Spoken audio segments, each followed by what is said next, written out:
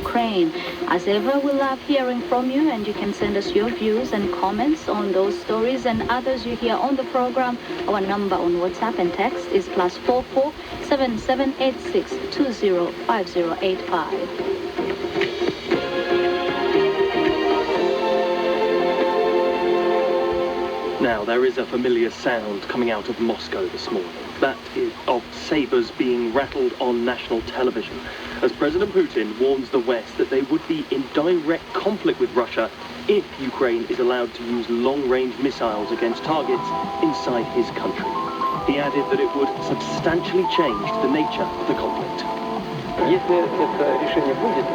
If this decision is made, it will mean nothing other than the direct participation of NATO countries, the United States, European countries, in the war in Ukraine.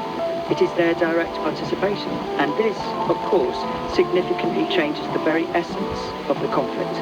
This will mean that NATO countries, the United States, European countries, are fighting with Russia. Now, it all comes as the British Prime Minister, Sir Keir Starmer, arrives in Washington for talks with President Joe Biden. It's at a time that Ukraine is pressing its Western allies to allow the use of such weaponry against Russia.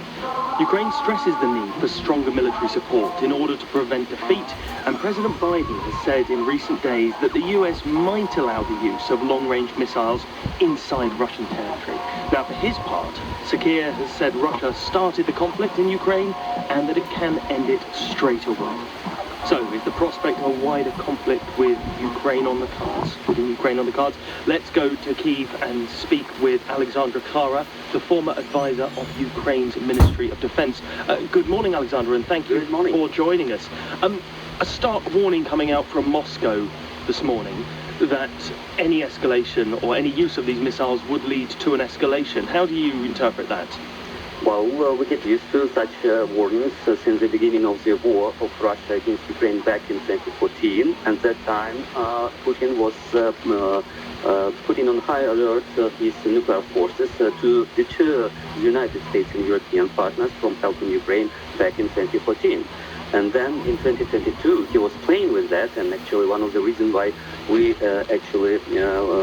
didn't get those weapons and munitions that we needed in 2022, because people in Washington thought that Putin is about to employ the tactical nuclear arms against us. We crossed all those red lines drawn in heads of people in Washington, and actually what the Russians were saying.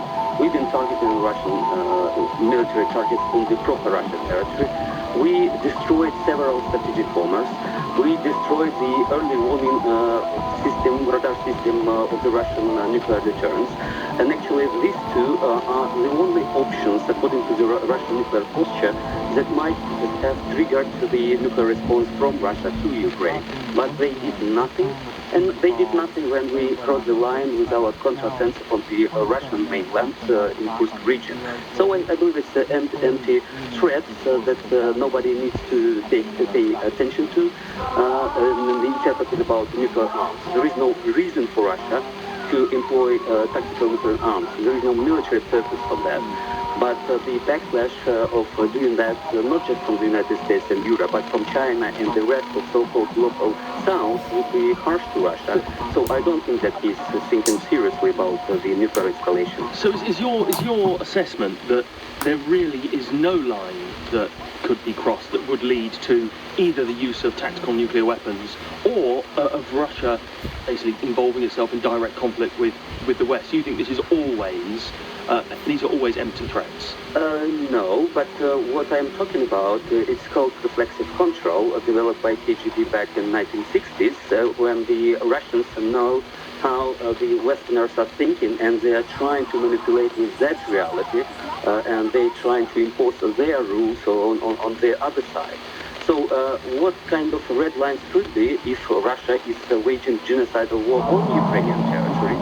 And with the help of our Western partners, and particularly people in Washington, we were not allowed to hit the legitimate military targets on the Russian territory that are targeting Ukraine.